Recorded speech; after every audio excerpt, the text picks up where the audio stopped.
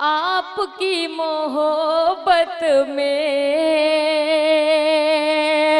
दौड़ कर चले आए, आपकी मोहब्बत में दौड़ कर चले आए, दौड़ कर चले आए, आपके लिए सब कुछ छोड़ कर चले आए। वाह वाह।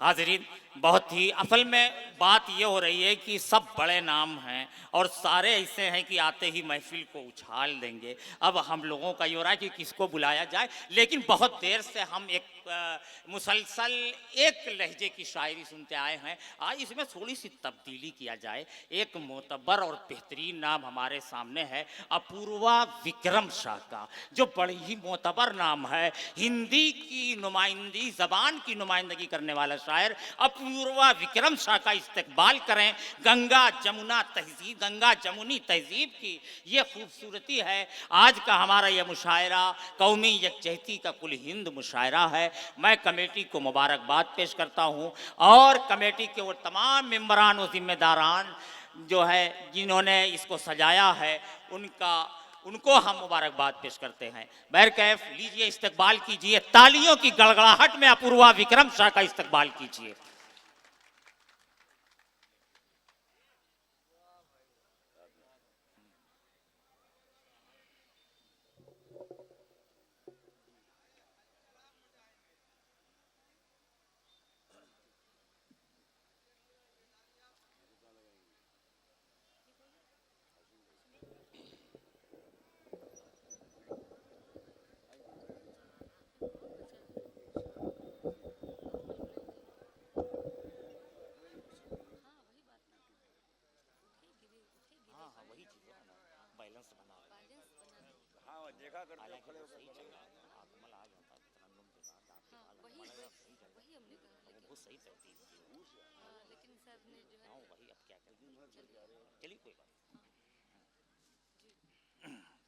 जी अपूर्वा भाई पढ़ें।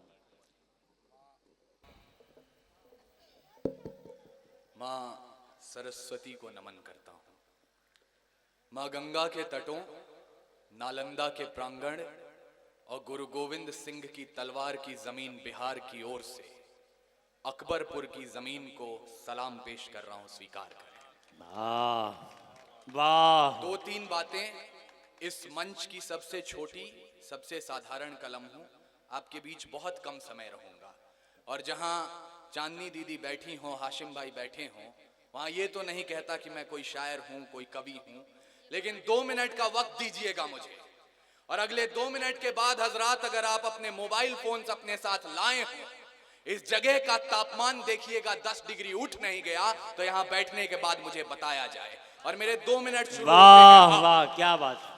तारीख गवाही देगी, ये जो 200-250 साल का संघर्ष रहा है, जिसके बाद हमने 28 राज्य, 8 केंद्रीय शासित प्रदेश, 300 जातियां, 3500 उपजातियां और 650 कबीलों का ये मुल्क तैयार किया, ये इतनी आसानी से नहीं हुआ था। तारीख गवाही देगी, इस लाल हकीकत की, खनक खनक पे तलवारों की रणगान बनाया है। वाह वाह। गवाही देगी, इस लाल हकीकत की, खनक खनक पे तलवारों की रणगान बनाया है। और खोद कर नाखून से गुलाम धरा को हमने बलिदानों की बुनियाद पे हिंदुस्तान बनाया है। वाह वाह, अच्छा है भाई, क्या बात है। खोद कर नाखून से गुलाम धरा को हमने बलिदानों की बुनियाद पे हिंदुस्तान बनाया है। और मैं इस डायस पर वीर रस की परंपरा का अकेला कवि हूं। हिंदी कवि सम्मेलनों की ओर से उनका प्रतिनिधित्व कर रहा हूं, तो अपना दायित्व समझता हूं, अपनी जिम्मेदारियां समझता हूं। आपके मुल्क के बारे में मैं नहीं जानता, लेकिन मैं उस मुल्क से ताल्लुक रखता हूं जहां अकबर की सेना का नेतृत्व राजा मान सिंह करते हैं तो महाराणा प्रताप के सेनापति के रूप में हाकिम खान को देखा जाए। वाह वाह, अच्छा है। और आज जब मैं आया तो सबसे अधिक चिंता चांदनी दीदी को और डॉक्टर आजम साहब को यह थी कि आपने दर्शन किए कि नहीं किए अयोध्या में। तो जहां पर डॉक्टर आजम अपूर्व विक्रम शाह को ये पूछ रहे हो कि आपने अपने खुदा के हुजूर में जाकर हाजिरी पेश की या नहीं की, मुझे लगता है कौमी एकजहती की इससे बड़ी मिसाल क्या मिलेगी। वाह। और जब मैं मंदिर दर्शन करने पहुंचा तो मुझे इसी मंच की परंपरा से कहा गया एक जुमला याद आया था, जब मैं रामलला को देख रहा था कि जिस देश में भगवान राम को सीता माता का पता शबरी ने बताया झूठे बेर खिलाकर, उस देश में उसी राम के वंशज जोमैटो से आया खाना नहीं खा रहे कि उसे एक मुसलमान लेकर आ गया है। किस दौर से चले और कहां आकर खड़े हो गए हैं हम। वाह। ये चिंता है हम। वाह वाह, क्या बात है। लेकिन आप सोच रहे होंगे कि जिस उम्र में मैं हूं, मोहब्बत इश्क प्रेम की गजलें पढ़नी चाहिए, क्या बातें कर रहा है। तो मैं आपको एक कारण भर बता रहा हूं कि ये फूलों की कलियां, ये महकती हवाएं, ये घुंघरू की खनखन जो पास बुलाएं, ये गेसुओं, ये घुंघरू की खनखन जो पास बुलाएं, ये रुखसार की लाली, ये आती सदाएं, ये कमर की लचकन, ये जुल्फों के साए, ये मोहब्बत की बातें, ये महबूब की यादें, ये बुझते चरागों को बेशक हवा दें, इन्हीं की बदौलत है महफिल में रौनक, इन्हीं से वफा की अशरफी दमकती, इन्हीं की बदौलत है, इन्हीं की बदौलत जवानों की ये सब देखती हुई आंखें चमकती। पर हमें आग पीने दो जिंदा जवानों कि सूरज का हमको भरोसा नहीं है। वाह। ये आपने देखा, मैंने इश्क की बात कहने की कोशिश की तो 2-3 जगह लड़खड़ा गया। वाह। हमें आग पीने दो जिंदा जवानों कि सूरज का हमको भरोसा नहीं है। लड़े हैं मशालों को लेके सदा ही, अंधेरे को हमने भी कोसा नहीं है। ना आंखों को झीलों से तशबीह दी है, ना जुल्फों को बादल का नाम दिया। ना आंखों को झीलों से तशबीह दी है, ना जुल्फों को बादल का नाम दिया। ना मुस्कानों को उनके चंदा कहा है, ना रातों की बाहों को जाम दिया, ना रातों की बाहों को जाम दिया। हमने क्या किया है जिस परंपरा का मैं आह्वान कर रहा हूं, न रातों की बाहों को जाम दिया, क्योंकि हम ही हैं राणा और बिस्मिल भगत, यूं ही रूप अपने बदलते रहेंगे। और भारत को उजाले की पड़ी जो जरूरत, तो जलते रहे हैं और जलते रहे। वाह वाह, अच्छा है। वाह वाह, जिंदाबाद भाई विक्रम साहब, जो मेरी जिंदाबाद। जिम्मेदारी थी मैंने पूरी की। अब आप इजाजत दें तो मैं मुशायरा शुरू करना चाहता हूं। जी, 6 पंक्तियां, अपना इम्तिहान और आपका इम्तिहान दोनों का ले रहा हूं। देखता हूं हम दोनों एक दूसरे के लिए कितना तैयार हैं। हास्य की भाषा नहीं लिखी है, ना ही गजल सुनाता हूं। कविता लिखनी नहीं है आती, चीखें लिखते जाता हूं।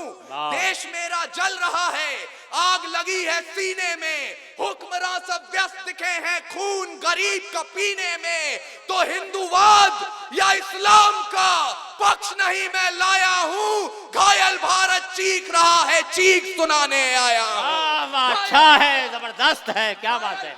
जिंदाबाद भाई विक्रम शाह, जिंदाबाद। वाह वाह, एक फिक्र है शायरी में, गहराई और गिराई है विक्रम शाह। वाह वाह वाह, अपूर्वा विक्रम शाह की शायरी वाकई सोचने पे मजबूर करती है हमें। वाकई इस उम्र में इनकलाबी जहन रखने वाला और हिंदुस्तान की फिक्र रखने वाले ऐसे लोग मौजूद हैं तो गंगा जमुनी तहजीब बाकी रहेगी, हिंदुस्तान की खूबसूरती बाकी रहेगी। अस्सलाम वालेकुम।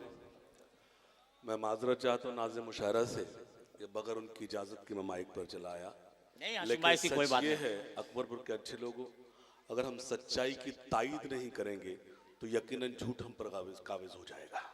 बेशक भाई अपूर्वा, मेरे इनके उस वक्त के रिश्ते हैं, ये इनके इब्तदाई दौर था, लेकिन उस वक्त ये लहजा मुझे नजर आता था। लेकिन मैं सिर्फ आपसे ये कहूँगा अकबरपुर वालों कि तुम हिंदी से भी उतनी ही मोहब्बत करते हो जितनी उर्दू से करते हो। इस चीज़ के इनको एहसास मत होने देना। जो लोग रिकॉर्डिंग कर रहे हैं रिकॉर्डिंग करें, एक बार जोरदार दोनों हाथ खड़े, जोरदार तालियां बजाएं। तालियां कमजोर हैं, दोनों हाथ खड़े, एक बार जोरदार तालियां सुन के इस्तकबाल करें। इनको लगे कि हम उन्हीं लोगों के बीच आए हैं जो हमसे मोहब्बत करते हैं। बहुत शुक्रिया, एक बार जोरदार ताली बजाइए। वाह वाह। घायल भारत चीख रहा है, चीख सुनाने आया हूं। और ये भारत सिर्फ सरहदों पर घायल नहीं होता है। अगर आप सच्चाई को संभाल सकते हैं, अब तक आपने इश्क सुना है, मैं बहुत अदब के साथ गुजारिश कर रहा हूं, आपसे निवेदन कर रहा हूं, खुदा ने अगर दिल में इबादत के लिए इश्क दिया है तो रगों में बगावत के लिए खून भी दिया है। उस बेशक। खून की वाह। गर्मी को आमंत्रित करता हूं, सुनिएगा। भारत कब कब घायल होता है? जब मंदिर मस्जिद के नाम पर हथियार उठाया जाता है।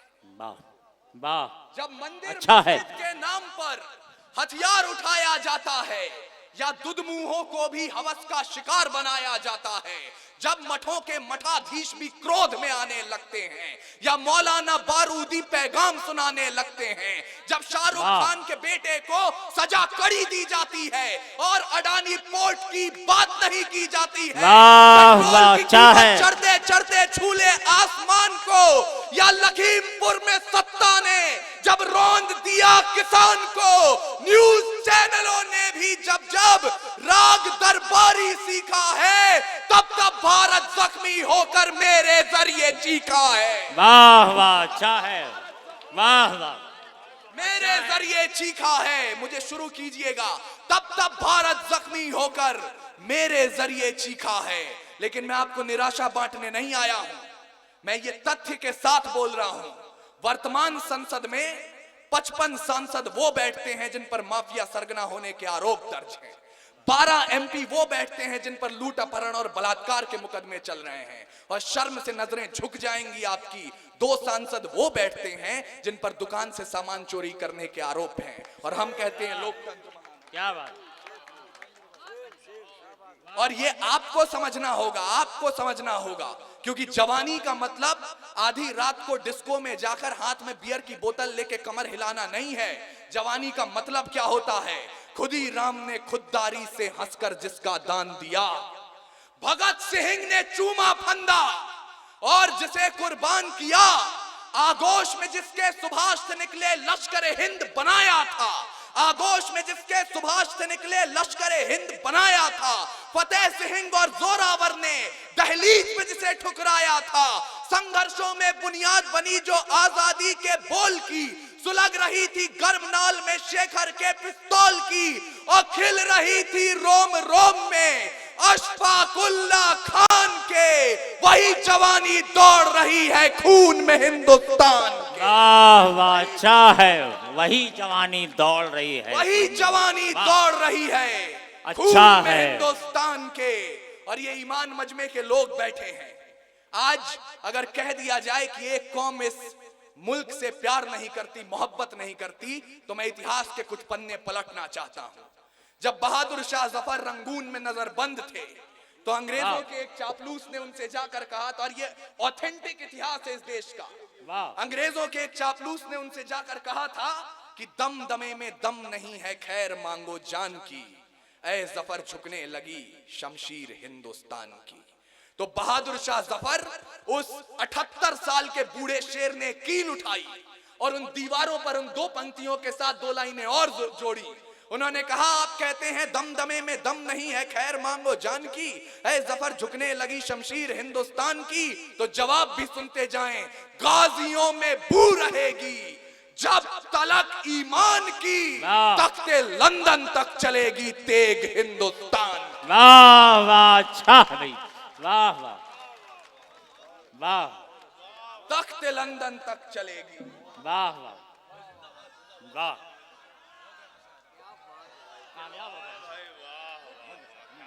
वाह वाह वाह। अपूर्वा। विक्रम शाह जिंदाबाद। वाह। तख्ते लंदन तक चलेगी। दोबारा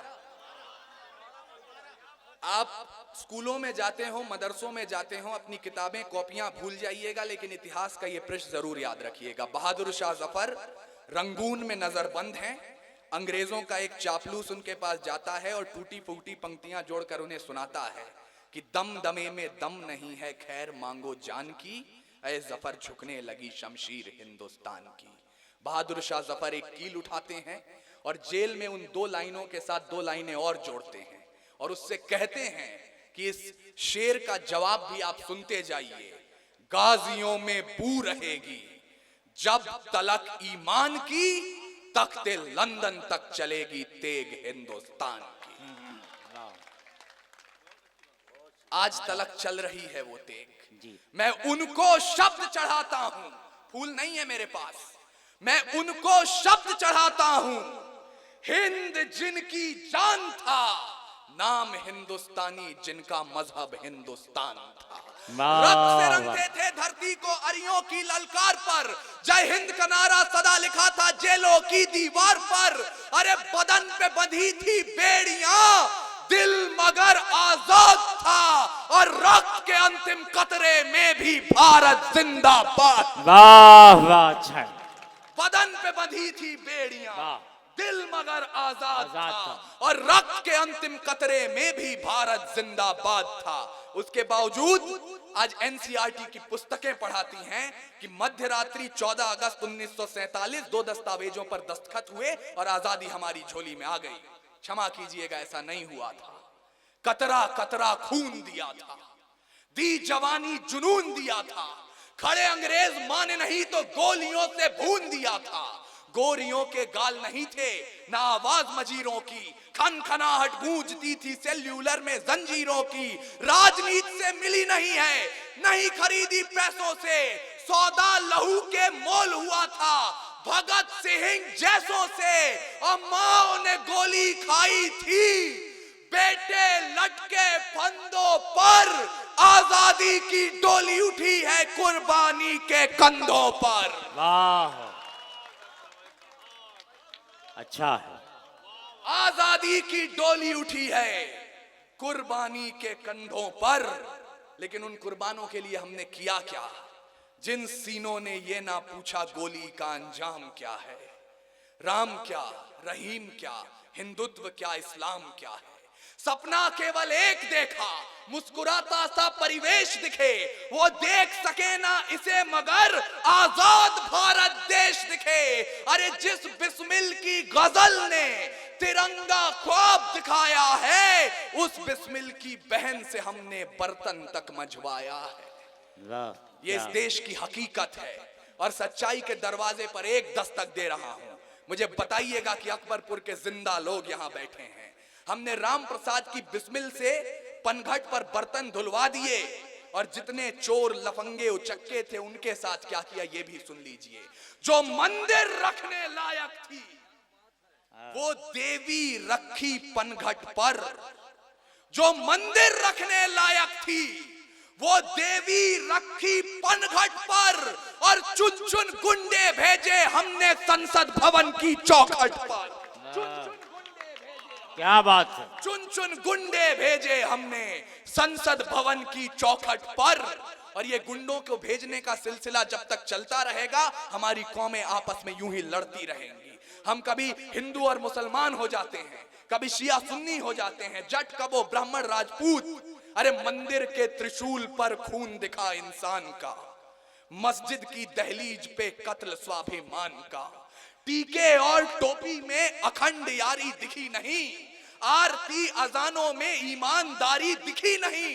दिखा हमें बस लहू का टीका, खूनी दस्तर खान दिखा, और इमामों की दाढ़ी में घायल हिंदुस्तान दिखा, और इमामों की दाढ़ी घायल हिंदुस्तान दिखा।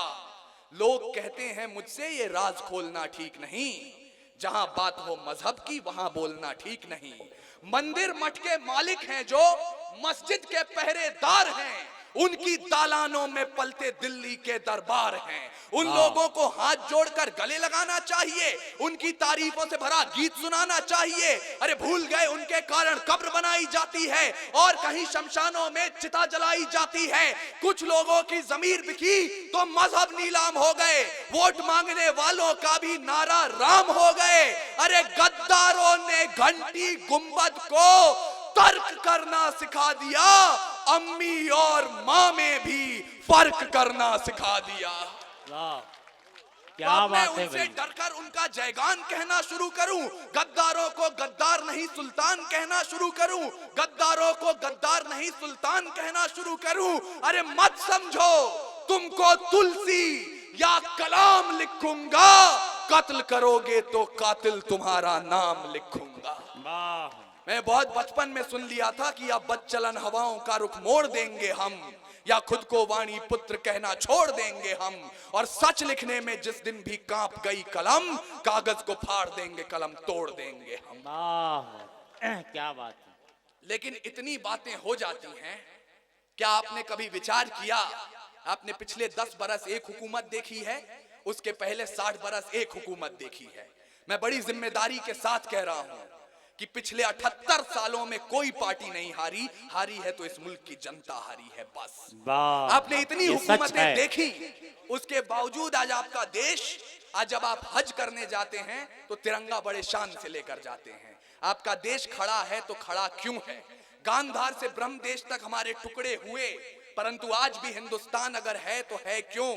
शक, हूण, तुर्क, तातार, कुषाण, यवन, चंगेज, पठान, मंगोल, मुगल, डच, फ्रांसीसी, पुर्तगाली और अंग्रेज आकर चले गए, हिंदुस्तान अभी भी जिंदा है।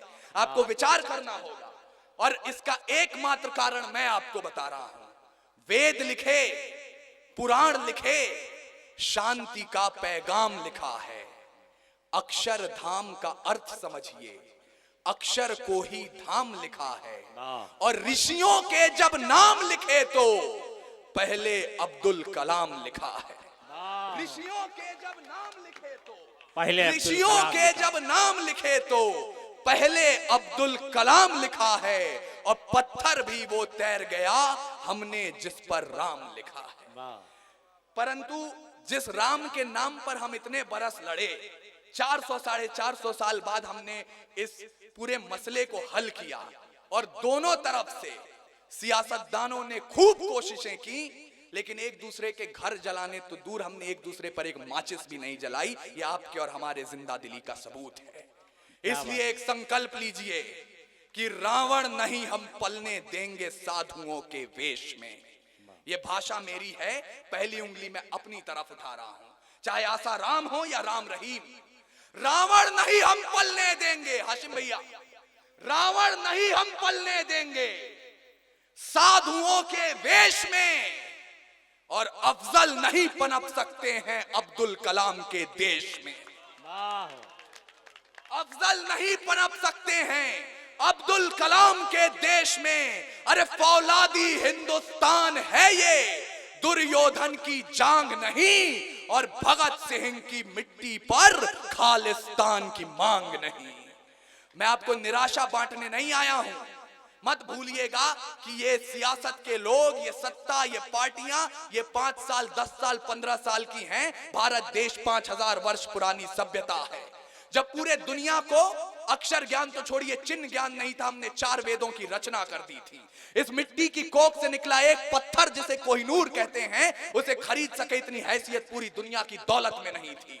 और तो और सिकंदर की शमशीर में इतना फौलाद नहीं था, उसके किसी भी सैनिक के पांव की इतनी औकात नहीं थी कि इस मिट्टी के एक भी जर्रे के माथे पर विराजमान हो जाए। तब जाकर अल्लामा इकबाल ने लिखा, यूनान मिस्र रोमा सब मिट गए जहां से, कुछ बात तो है कि हस्ती मिटती नहीं हमारी, सदियों रहा है दुश्मन दौरे जहां हमारा, सारे जहां से अच्छा हिंदुस्तान।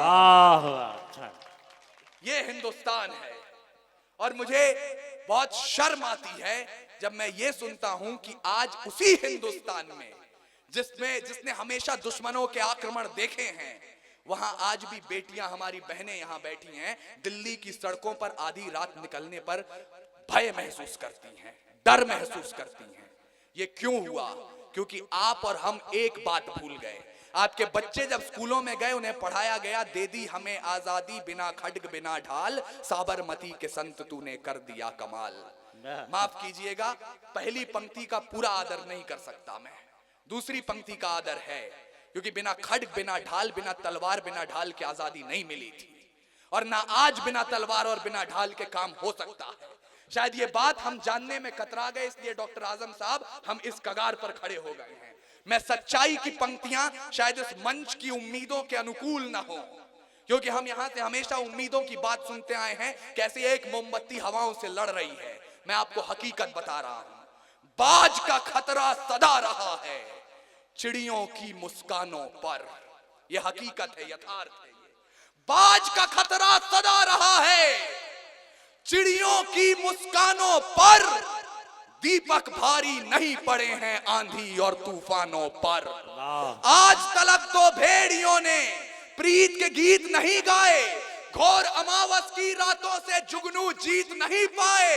अरे ताप सूर्य का ताल ठोक कर सुबह की ओस से जीता है, सिर्फ कहानी किस्सों में कछुआ खरगोश से जीता है। वाह वाह वाह वाह वाह, क्या बात है। सिर्फ कहानी किस्सों में कछुआ खरगोश से जीता है। अरे बिन परवाज के चिड़िया पर तनिक नहीं इतराती है, हाथ जोड़कर मधुमक्खी भी छत्ता नहीं बचाती है।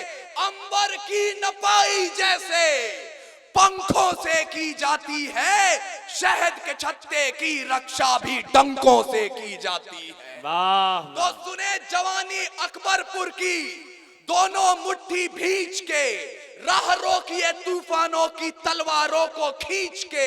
परिवर्तन का नया उजाला केवल मशाल ही लाएंगे, और चिराग जलाकर इनकलाब न आए हैं न आएंगे। वाह वाह, चिराग जलाकर इनकलाब, सर समय है मेरे पास जी जी। चिराग जलाकर इनकलाब न आए हैं न आएंगे। ये मैं इसलिए कह रहा हूं क्योंकि आज भी मेरी तकलीफ का कारण यह है कि जब भी सरहद पार से कोई हमला होता है, कोई आक्रमण होता है, कोई खुसफुसाहट होती है, तो हमारे कुछ भाइयों की तरफ उंगली उठा दी जाती है कि ये जरूर उनमें शामिल होंगे।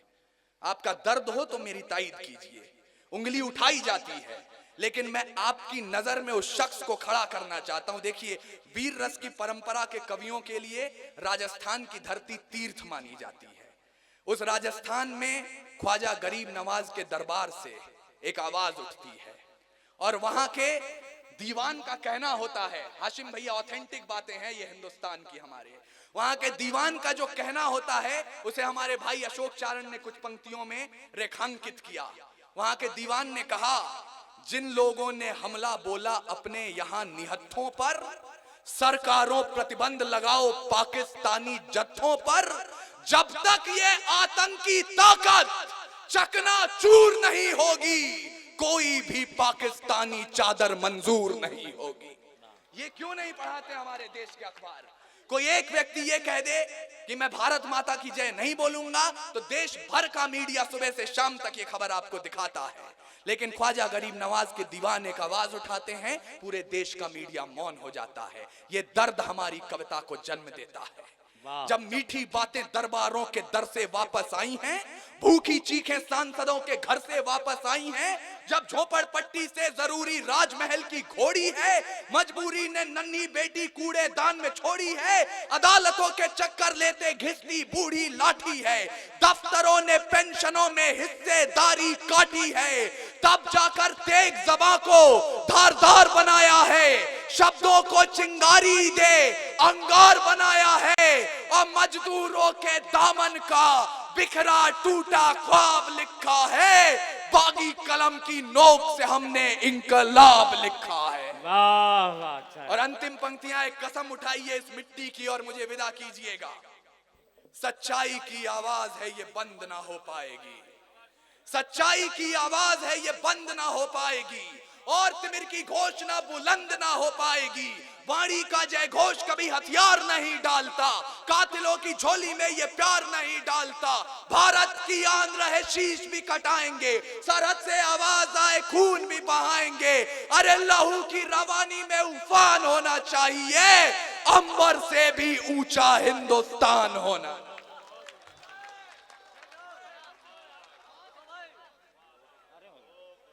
हाजरीन, ये थे अपूर्वा विक्रम शाह।